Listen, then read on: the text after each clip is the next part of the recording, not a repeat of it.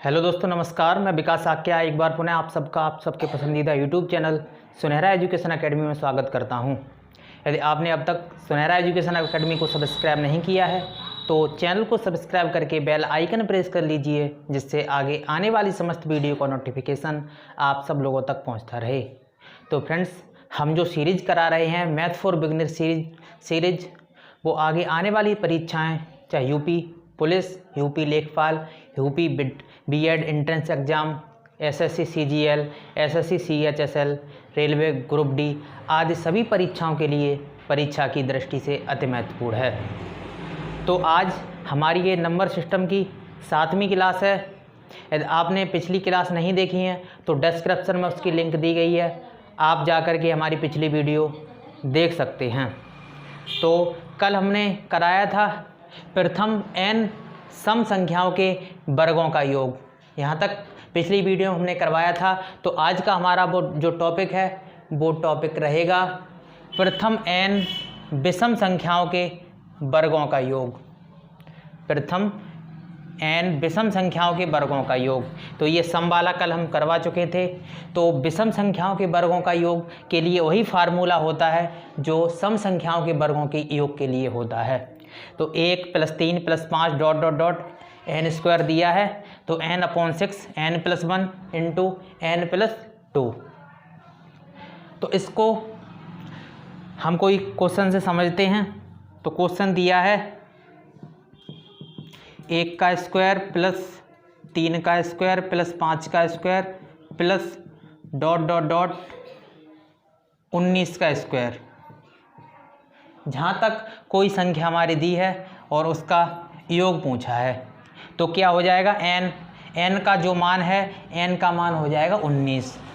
अंतिम संख्या n है तो 19 और बट्टे 6 और इंटू n+1 यानी 19 + 1 कितना हो जाएगा 20, 19 + 1 और इंटू n+2 19 + 2 तो हो जाए 19/6 और इंटू 19 और 1 20 और इंटू 19 और 2 21। काटेंगे, 3 से काटेंगे, 3 दूनी 6 और 3 सत्ते 21। 2 से ये काटेंगे, 2 ढाई 20। गुणा करेंगे 19 सत्ते 133 और 0। तो इसका सही आंसर हो जाएगा 1330। आगे चलते हैं अगले क्वेश्चन की तरफ। तो आगे आएगा हमारा प्राकृतिक संख्याओं के वर्गों का योग हमने देखा। तो आगे आएगा घनों का योग। तो इसके लिए फार्मूला हो जाएगा प्रथम n संख्याओं के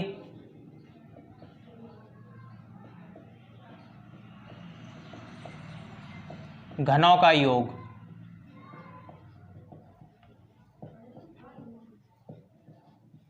घनों का योग। तो सबसे पहले हमने पढ़ा था प्रथम n प्राकृतिक संख्याओं का योग। उसका फार्मूला था n+1 और /2 ये था। लेकिन जब घनों का योग होगा तो केवल हम उसी सूत्र में स्क्वायर और लगा देंगे। तो ये हो जाएगा प्रथम n प्राकृतिक संख्याओं के घनों के योग के लिए सूत्र। तो कोई क्वेश्चन हल कर लेते हैं।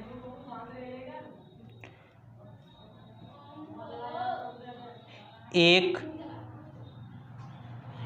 का घन प्लस 2 का घन प्लस 3 का घन प्लस ... 10 का घन ये दिया है। ये का मान ज्ञात करो।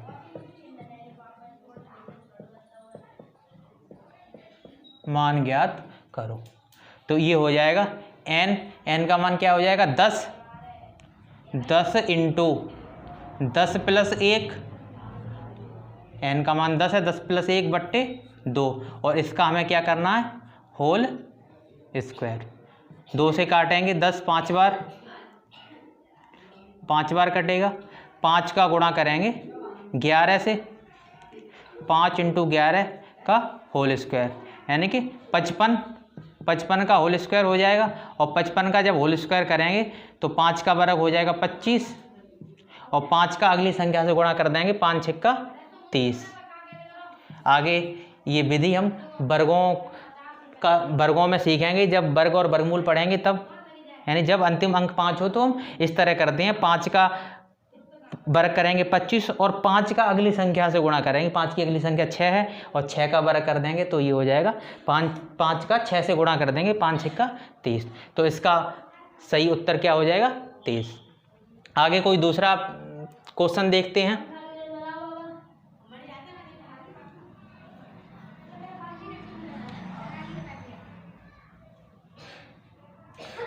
जब दिया हो 2 का घन प्लस 4 का घन प्लस 6 का घन प्लस ... 20 का घन का मान ज्ञात करो। मान ज्ञात करो, ये प्रश्न दिया है। तो इसको हम समझ सकते हैं सम संख्याओं के घनों का योग, लेकिन ये प्रश्न दूसरी तरह से भी हल हो सकता है। देखेंगे तो क्या है, इसे हम लिख सकते हैं 1 गुणा 2 का घन लिख सकते हैं, प्लस 4 को हम क्या लिख सकते हैं, 2 गुणा 2 का घन, और प्लस 6 के घन को लिख सकते हैं हम 2 गुणा 3 का घन, प्लस ... 20 के घन को लिख सकते हैं 2 गुणा 10 का घन, ये लिख सकते हैं। तो क्या होगा, यहाँ से प्रत्येक में 2 का क्यू कॉमन होगा, 2 का क्यू कॉमन हम ले लेंगे तो ये हो जाएगा 1 का क्यू प्लस 2 का क्यू प्लस 3 का क्यू और प्लस ... 10 का क्यू। 2 का क्यू करेंगे यानी 2 का घन करेंगे तो 2 दूनी 4 दूनी 8, और इंटू इसका अभियाल बताया था, कितना आया था 3025। 1 से लेके 10 तक का निकालेंगे या उस सूत्र से निकाल लेते हैं,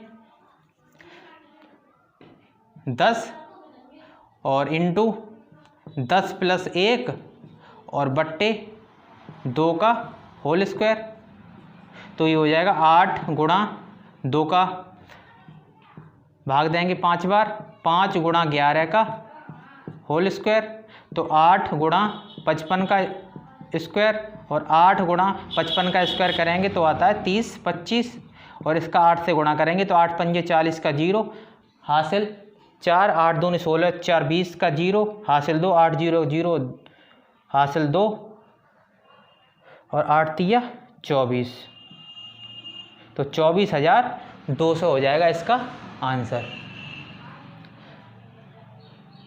आगे आज का हमारा अगला टॉपिक रहेगा यानी कि भाग पर आधारित प्रश्न। तो भाज्य बराबर भाजक गुणा भागफल, ये वाले क्वेश्चन को आज हम देखेंगे।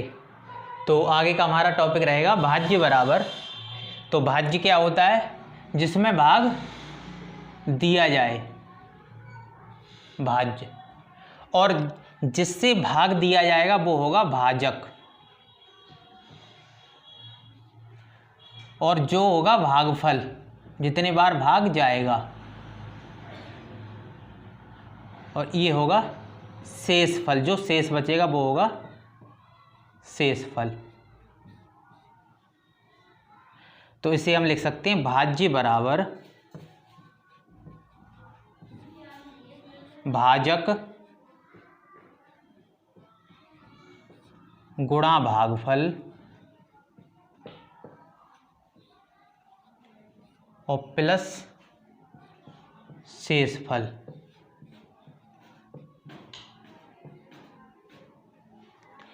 तो इस सूत्र पर आधारित कई प्रश्न बनते हैं परीक्षाओं में, उसको भी देखते हैं। तो पहला प्रश्न है हमारा, जो आपको स्क्रीन पर शो होगा। पहला प्रश्न है, भाग के एक प्रश्न में भाजक भागफल का 5 गुना परंतु शेषफल का 2 गुना है। भाज्य का मान ज्ञात कीजिए यदि शेष 30 हो। तो हल करते हैं इसे। भाग के एक प्रश्न में भाजक भागफल का 5 गुना है तथा शेषफल का 2 गुना है। जो भाजक है, भाजक भागफल का 5 गुना परंतु शेष का या शेषफल का 2 गुना है। भाज्य का मान ज्ञात कीजिए यदि शेष 30 है। शेष का मान दिया है उसने, शेष बराबर क्या दिया है 30, शेष 30 दिया है और दे दिया है भाजक भागफल का 5 गुना परंतु शेषफल का 2 गुना है। जब शेषफल का 2 गुना है और शेषफल हमारा 30 है तो जो भाजक है तो भाजक क्या हो जाएगा 2 गुना है भाजक, तो 30 है तो 30 का 2 गुना होगा भाजक। भाजक क्या होगा 2 गुणा 30 यानी कि 60 होगा। जो हमारा भाजक है भाजक 60 होगा। और एक और कंडीशन दी है भाजक भागफल का 5 गुना है। ये है संख्या 5 गुनी है किसकी, भागफल की। तो भागफल हम यहाँ से निकाल के लाएंगे, 5 गुनी है, पहले से ही 5 गुनी है। तो 60 में जब हम 5 का भाग देंगे तो निकल आएगी, भागफल निकल आएगा हमारा कितना 12 है। 12 की 5 गुनी 60 होगी। तो अब हमारे पास क्या है, शेषफल भी है, भाजक भी है और भागफल भी है। तो हम क्या निकाल सकते हैं, भाज्य निकाल सकते हैं। तो भाज्य बराबर हो जाएगा, भाज्य बराबर भाजक 60 और गुणा भागफल 12 और प्लस शेषफल 30। तो हो जाएगा 12 छिंगा 72 720 और प्लस 30। तो कितना हो जाएगा भाज्य, तो 750। आगे चलते हैं अगले प्रश्न की तरफ। तो आगे अगला प्रश्न है हमारा 1265 में किस संख्या से भाग दें कि भागफल 84 तथा शेषफल 5 प्राप्त हो। तो यहाँ दिया है भाज्य दिया है 1265 और भाग दें कि भागफल 84, भागफल दिया है 84 और शेष दिया है 5, शेषफल 5 प्राप्त हो।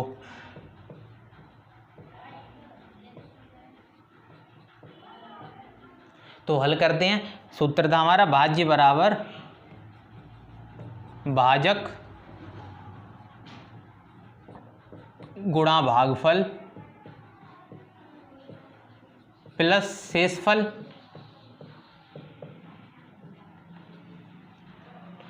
तो हमें क्या चाहिए, हमें भाजक पता करना है। यहाँ भाजक क्या होगा, भाजक पूछा है। तो भाज्य हमारा 1265, इधर प्लस का है, पक्षांतर करके लाएंगे तो माइनस का हो जाएगा शेषफल और शेषफल क्या हो जाएगा -5 और बराबर हो जाएगा भाजक गुणा भागफल 1260 और गुणा भागफल का भी मान लगा लेंगे। तो भागफल का मान है 84। तो बराबर हो जाएगा भाजक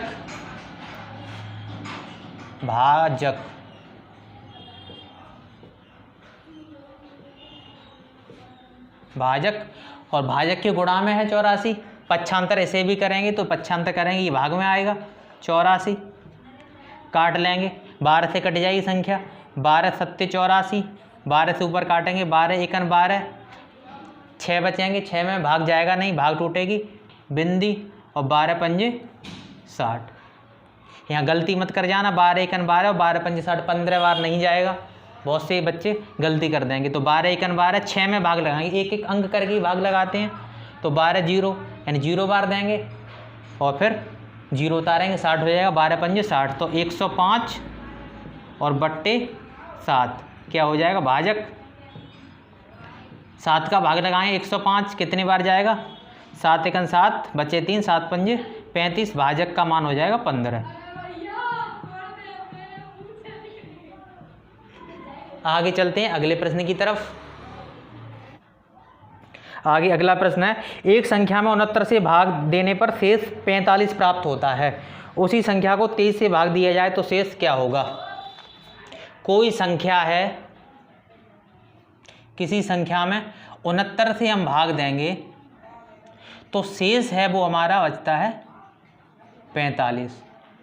और कह रहा है यदि हम 23 से भाग दें तो शेषफल क्या होगा। तो संख्या हम प्राप्त कर सकते हैं और ऐसी एक संख्या नहीं होगी, बहुत सी संख्याएं होगी। तो 69 का भाग मैंने मान लिया केवल एक बार दिया, 69 एकन 69, और जो संख्या रही होगी वो संख्या इन दोनों का योग हो जाएगी, तभी तो 45 शेष बचेगा। तो संख्या यानी भाज्य हमें मिल जाएगा। भाज्य क्या रहा होगा, 69 प्लस 45, ये होगा हमारा भाज्य। और पूछा है भाज्य को पूरा लिख लेंगे तो 9 और 5 14 के 4, 6 और 4 10 और 1 11, 114। और कह रहा है यदि 114 में कोई जरूरी नहीं है 114 ही आए, यदि हम 2 रख लेंगे और बड़ी संख्या आएगी, 3 रखेंगे और बड़ी संख्या आएगी। क्यों रखेंगे, हम 1 से काम चलाएंगे, क्यों छोटा गुणा करना पड़ेगा हमें। तो कह रहा है 23 से भाग दें तो शेषफल क्या होगा। तो 23 का भाग लगाएंगे, सॉरी 23 से नहीं 29 से पूछा है, 23 से भाग दिया जाए तो शेषफल क्या होगा।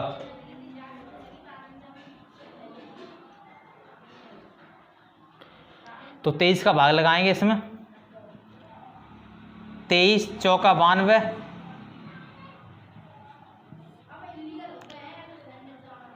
और बच जाएगा 4 में से 2 गए 2 और 11 में तो 9 गए 2, क्या बचेगा 22 शेष बच जाएगा, 22 शेष। और सरल करने के लिए ऐसे क्वेश्चन को हम क्या करेंगे, यदि जो 23 से जिससे भाग दिया जा रहा है वो संख्या यदि पूर्णतः कट रही है तो सीधा हम शेष में भाग लगा दें, हमारा उत्तर हर बार सही आएगा। क्या मतलब, यानी कि यदि हम 45 में ही सीधा भाग लगा दें 23 का तो उत्तर बिल्कुल ठीक आएगा। लेकिन शर्त हमारी यही है जिससे दोबारा भाग लगाया जा रहा है वो संख्या प्रथम भाग को पूरा पूरा काट रही हो। तो 23 से 69 यहाँ पूरा कट रहा है, तो एकदम 23 का भाग सीधा हम शेष बच रहा था शेष में लगा देंगे तो संख्या हमारी पूरी पूरी कट जाएगी। 23 एकन 23, तो क्या हो जाएगा शेष 22 बच जाएगा, बिल्कुल सही है। आगे चलते हैं अगले प्रश्न की तरफ। तो आगे अगला प्रश्न है, जब n को 5 से विभाजित किया जाता है तो शेष 2 आता है, तदनुसार n स्क्वायर को 5 से विभाजित करने पर शेषफल कितना होगा। जब कोई संख्या n है,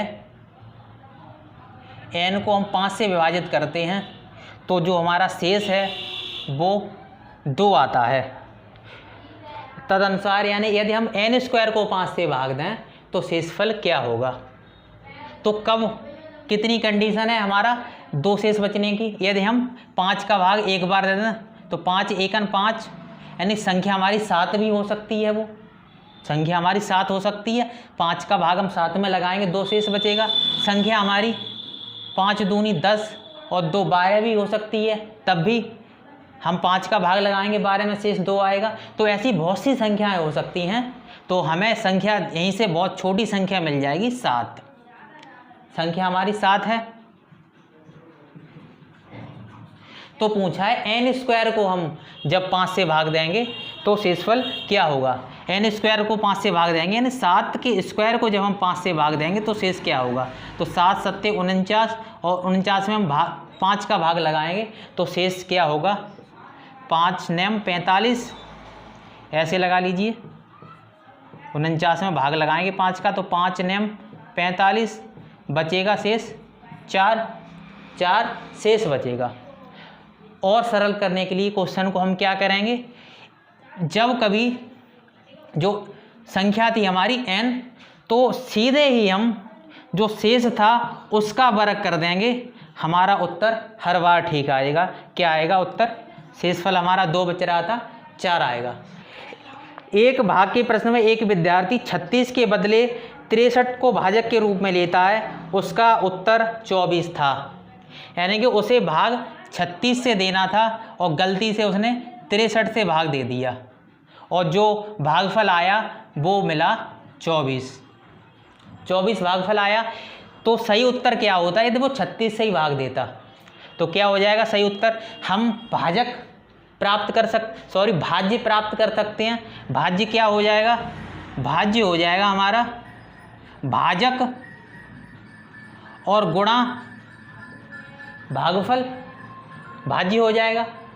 और किससे भाग देना है हमें? 36 से, तो हमें सही उत्तर मिल जाएगा। तो इसमें यदि हम 36 से भाग लगाएंगे तो हमारा उत्तर बिल्कुल ठीक आ जाएगा।